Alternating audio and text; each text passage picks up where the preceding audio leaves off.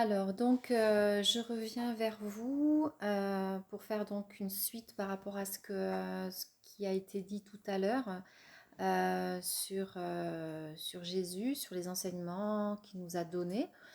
Et je vais vous parler un petit peu de ce que j'ai expérimenté avec le Seigneur. Et donc, je vous invite à explorer avec moi ce chemin de connaissance comme Jésus nous l'a montré. Jésus de Nazareth, faut vraiment se rappeler que c'était l'enseignant parfait. Il nous a montré le chemin en se retirant dans le désert et en se coupant du monde pour prier, se ressourcer et invoquer cette conscience divine, ce souffle qui est la parole pure. D'ailleurs, il est écrit au commencement était la parole était avec Dieu et la parole était Dieu. Donc voilà, donc c'est clair, il est la conscience, il est l'unité, il est la conscience pure et infinie du monde visible et invisible. Donc bon, je peux témoigner que moi-même j'ai fait cette expérience de ce retrait, tout comme Jésus qui s'est retiré qui se retirait régulièrement dans le désert pour prier. Eh bien, j'ai moi-même été amenée dans le désert pour invoquer le Père, pour euh,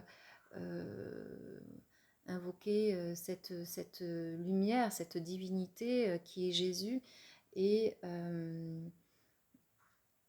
et sans avoir, j'ai vraiment faire attention parce qu'en invoquant aussi, on peut invoquer n'importe quoi et n'importe qui, donc il est important de revenir à la source, de revenir à la parole de Dieu.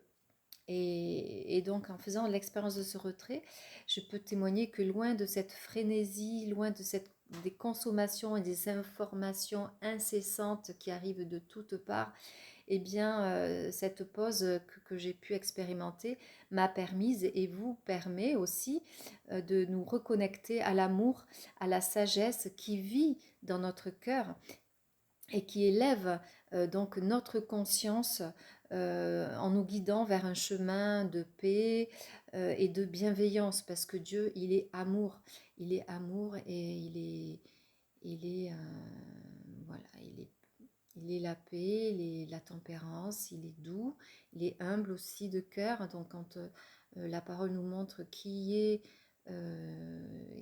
cette conscience infinie et pure, eh bien du coup, euh, on- nous sommes, nous sommes cette étincelle vivante, nous sommes cette lumière aussi. D'ailleurs, Jésus le dira, vous êtes la lumière du monde.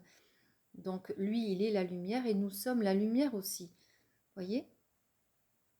Alors Jésus nous a montré cette parole de Dieu, cette lumière qu'il incarne et qui est là pour nous guider, oui. Alors, et aussi je voulais donner un exemple de ce que Jésus a fait, parce qu'il a fait beaucoup, voilà, pendant 3 ans et demi, il a fait plein de choses, et il nous a donné un exemple par rapport aux marchands du temple. Eh bien, lorsqu'il a renversé les tables des échangeurs dans le temple, les marchands du temple, et bien c'était un symbole puissant, hein, oui, oui. Il nous invite qu'est-ce que ça veut dire ça en fait? Au niveau littéral, enfin, c'est sûr, des fois on voit dans certaines églises ou des églises évangéliques ou comme ça, ils vendent des choses, ils vendent des objets et tout. Donc Jésus, il est là pour nous montrer qu'on n'a pas à vendre ces choses-là, hein. Donc voilà, ça c'est déjà un symbole fort.